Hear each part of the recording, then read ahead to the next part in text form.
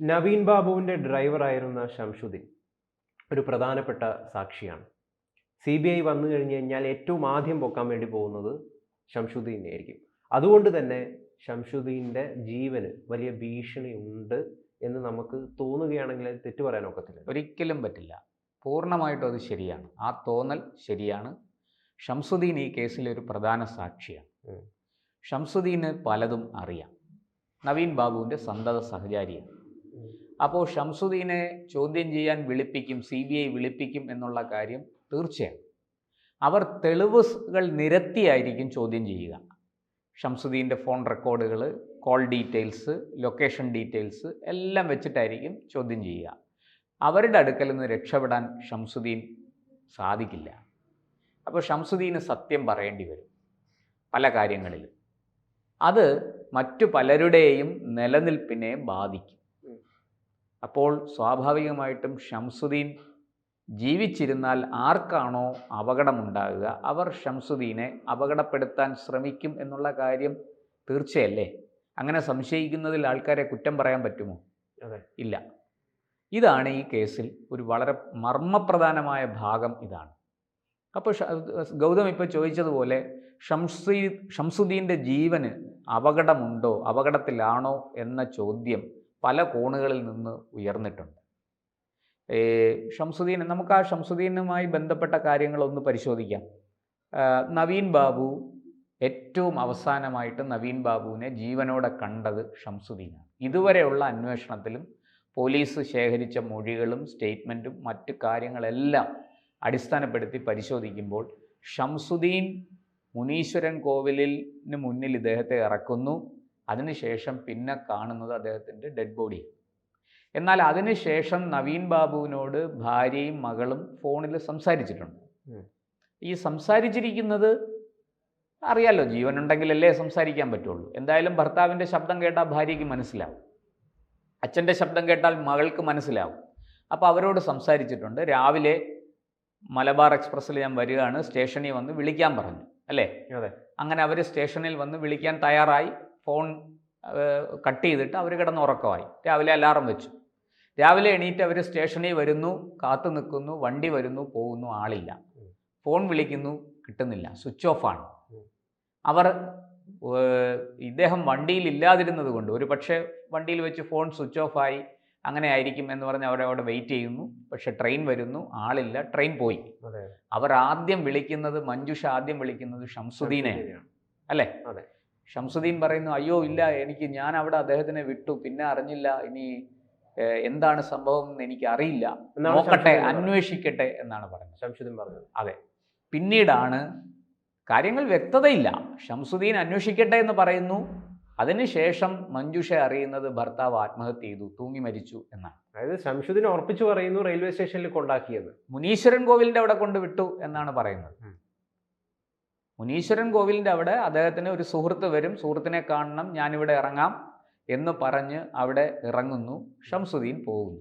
നവീൻ ബാബുവിനെ railway station പരിസരത്തിൽ കണ്ടതിൻ്റെ CCTV ദൃശ്യങ്ങളിലുണ്ടല്ലോ? ഇല്ല. അങ്ങനൊരു CCTV ദൃശ്യങ്ങളുണ്ടെങ്കിൽ ഇതിനു മുമ്പ് തന്നെ പുറത്ത് വന്നേനെയല്ലോ. അത് ഉണ്ട് എന്ന് തരത്തിൽ ചില വാർത്തകൾ വന്നിരുന്നു. പക്ഷെ ആ വാർത്തകളൊക്കെ പൊളിഞ്ഞുപോയി. നവീൻ ബാബു റെയിൽവേ സ്റ്റേഷനിൽ എത്തിയിട്ടില്ല എന്ന് പറയുന്നത്, അങ്ങനെ ഒരു CCTV ദൃശ്യങ്ങളും ഇവിടുന്ന് ആർക്കും കൊടുത്തിട്ടില്ല, ആരും അന്വേഷിച്ചിട്ടില്ല എന്ന് പറഞ്ഞത് മറ്റാരുമല്ല, റെയിൽവേ പോലീസാണ്, അല്ലേ? നമ്മളാരും അല്ല പറഞ്ഞത്, വാർത്താമാധ്യമങ്ങളൊന്നും അല്ല പറഞ്ഞത്, ദൃശ്യമാധ്യമങ്ങളല്ല പറഞ്ഞത്. നവീൻ ബാബു ഈ വീട്ടിൽ, വാടക വീട്ടിൽ എത്തുകയായിരുന്നപ്പോൾ, ക്വാർട്ടേഴ്സിൽ എത്തുകയായിരുന്നപ്പോൾ എത്ര മണിക്കാണ് എത്തിയത് എന്നതിനും കൃത്യമായ യാതൊരു ധാരണയും.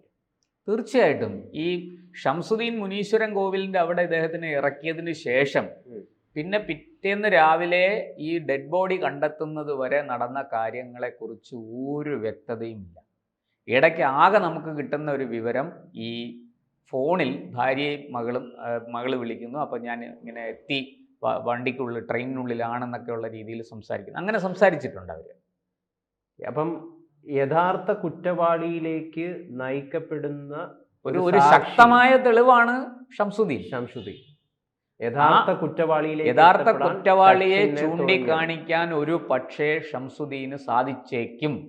അങ്ങനെയാണെങ്കിൽ തീർച്ചയായിട്ടും കണ്ണൂർ CPM കണ്ണൂർ ജില്ലാ ഘടകത്തിൻ്റെ സ്വഭാവം, അവരുടെ ക്യാരക്ടർ വെച്ച് നോക്കിയാൽ ഷംസുദ്ദീൻ്റെ ജീവന് വലിയ ഭീഷണിയുണ്ട് ഒന്നിക്കൽ എന്ന് പറയേണ്ടി വരും. ശംസുദ്ദീന്റെ ജീവന് ഭീഷണി ഉണ്ടെന്ന് പറയാം, അല്ലെങ്കിൽ ശംസുദ്ദീനെ പണം നൽകി സ്വാധീനിക്കാനും ശ്രമിക്കാം. ഷംസുദ്ദീനെ പണം നൽകി സ്വാധീനിച്ചാൽ ഇവിടെ ഒരു വലിയ പ്രശ്നമുണ്ട്. എന്താണെന്നറിയാമോ? CBI വരുമ്പോൾ ഇനി എത്ര പണം വാങ്ങിച്ചു ഏത് പ്രലോഭനത്തിന് അടിപ്പെട്ട് കള്ളം പറഞ്ഞാലും അത് ശരിയായ അന്വേഷണമാണെങ്കിൽ പിടിക്കപ്പെടും.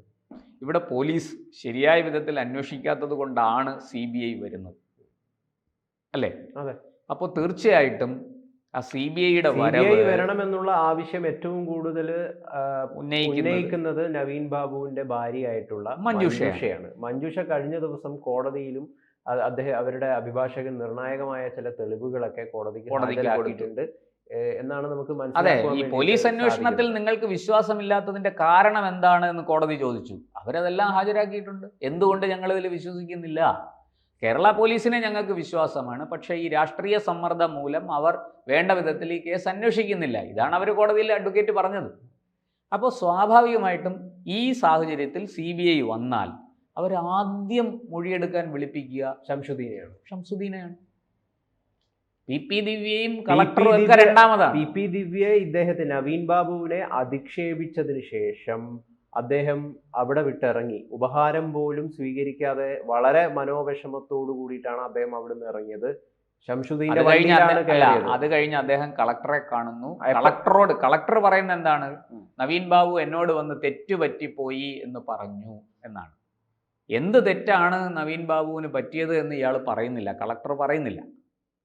ഈ സാഹചര്യത്തിൽ ഷംസുദ്ദീൻ അവിടെ ഒരു വലിയ എന്താ പറയണ്ടേ, എല്ലാ സത്യവും പറയാൻ കഴിയുന്ന, അല്ലെങ്കിൽ അതിലേക്ക് വിരൽ ചൂണ്ടുന്ന ഒരു ശക്തമായ ചൂണ്ടുപലകയാണ്. ഇവിടെ ഇപ്പം കൃത്യമായിട്ടൊരു തെളിവ് കിട്ടാത്തത്, അതുമായി ബന്ധപ്പെട്ടുള്ള തെളിവ് കിട്ടാത്തത്, നവീൻ ബാബു മുനീശ്വരൻ കോവിലെത്തി. ഈ മുനീശ്വരൻ കോവിലെത്തിയ നവീൻ ബാബു എങ്ങനെ തിരിച്ച് ക്വാർട്ടേഴ്സിലേക്ക് എത്തി? ഉത്തരവില്ല. ഏത് വണ്ടിയിൽ പോയി? അദ്ദേഹത്തെ ആരാണ് കൊണ്ടാക്കിയത്? തുടങ്ങിയതൊക്കെ വളരെ നിർണായകമായിട്ടുള്ള ഒരു തെളിവാണ്. ആ സാധനങ്ങളൊന്നും പോലീസ് ഇതുവരെ ആയിട്ട്, വളരെ ലളിതമായിട്ട് പറയാം, ഈ ചോദ്യങ്ങൾക്കൊന്നും കൃത്യമായ ഉത്തരം പറയാൻ പോലീസിന് ഇതുവരെ സാധിച്ചിട്ടില്ല. അവിടുത്തെ CCTV ദൃശ്യങ്ങൾ ശേഖരിച്ചിട്ടില്ല. പിന്നെ എങ്ങനെ ഇതിന് ഉത്തരം പറയും? അതെ, ഈ പറയുന്നത് പോലെ നവീൻ ബാബു മുനീശ്വരൻ കോവിലിൽ നിന്ന് എങ്ങനെയാണ് ക്വാർട്ടേഴ്സിലെത്തിയത്? അവിടുന്ന് പറന്നൊന്നും അല്ലല്ലോ വന്നത്, ഭൂമിയിൽ കൂടെ യാത്ര ചെയ്ത് തന്നെയല്ലേ വന്നിരിക്കുക. ഏതെങ്കിലും വാഹനം ഉപയോഗിച്ചിരിക്കുക, ഇല്ലെങ്കിൽ നടന്നു വന്നിരിക്കാം. നടന്നു വന്നിരുന്നെങ്കിൽ ഏതെങ്കിലും ഒരിടത്ത് CCTV ദൃശ്യത്തിൽ പെടില്ലേ? ഈ ക്വാർട്ടേഴ്സിന് മുന്നിൽ CCTV ഉണ്ടെന്നുള്ള കാര്യം വ്യക്തമാണ്. കാരണം പ്രശാന്തൻ അവിടെ വന്നു പോകുന്നതിൻ്റെ ദൃശ്യങ്ങൾ അതിൽ വന്നിട്ടുണ്ട്. അപ്പോൾ അങ്ങനെ ഒന്നും ഉള്ള ഒരു തെളിവും ശേഖരിക്കാതിരിക്കുമ്പോൾ CBIക്ക് കിട്ടുന്ന ഏറ്റവും വലിയ ഒരു എന്താ പറയണ്ടേ, ഈ കേസിലേക്ക് പൂട്ട് തുറന്നു പോകാൻ കിട്ടുന്ന ഏറ്റവും പ്രധാനപ്പെട്ട ഒരു താക്കോലാണ് ഷംസുദ്ദീൻ. അതുകൊണ്ട് ഷംസുദ്ദീനെ അവർ ആദ്യം തന്നെ ചൂണ്ടും. ഷംസുദ്ദീന് CBIയുടെ ചോദ്യങ്ങൾക്ക് ഉത്തരം പറയാതിരിക്കാൻ പറ്റില്ല. അവർ തെളിവുകൾ നിരത്തിയേ ചോദിക്കാറുള്ളൂ. പോലീസിനെ പോലെ പറയടാ എന്ന് പറഞ്ഞ് ഭീഷണിപ്പെടുത്തുകയോ അല്ലെങ്കിൽ ദേഹോപദ്രവം ഏൽപ്പിക്കുകയോ ഒന്നുമല്ല അവരുടെ രീതി. അവരാദ്യമേ തെളിവുകൾ പലതും ഈ പറയുന്നത് പോലെ ഈ മൊബൈൽ ഫോണിൻ്റെ ലൊക്കേഷൻ, അതിൽ വന്നിരിക്കുന്ന കോളുകൾ, സംസാരിച്ച സമയത്തിൻ്റെ ദൈർഘ്യം, നവീൻ ബാബുവിൻ്റെ ടെലിഫോൺ രേഖകൾ, അതിൻ്റെ ലൊക്കേഷൻ, കോൾ ഡീറ്റെയിൽസ്, ഇതെല്ലാം വെച്ചുകൊണ്ടാണ് അവർ സംസാരിക്കുക. വളരെ കൃത്യമല്ല. ഈ ഭാര്യയും മകളെയും വിളിച്ചിരുന്നപ്പോൾ ഈ ഫോൺ ഏത് ലൊക്കേഷനിലായിരുന്നു എന്ന് മനസ്സിലാക്കാൻ ബുദ്ധിമുട്ടുണ്ടോ? വളരെ എളുപ്പമല്ലേ? ഇനി അങ്ങനെയൊക്കെയുള്ള കാര്യങ്ങൾ ഇവിടെ കിടക്കുമ്പോൾ തീർച്ചയായിട്ടും ഷംസുദ്ദീന് പറയാൻ ഏറെയുണ്ട്. അത് ഷംസുദ്ദീൻ വാ തുറന്നാൽ അപകടത്തിലാകാൻ ഉന്നതരായ പല ആൾക്കാരും ഉണ്ടാകും. അവർ ഷംസുദ്ദീൻ ഒരു വലിയ ഭീഷണിയാണ്.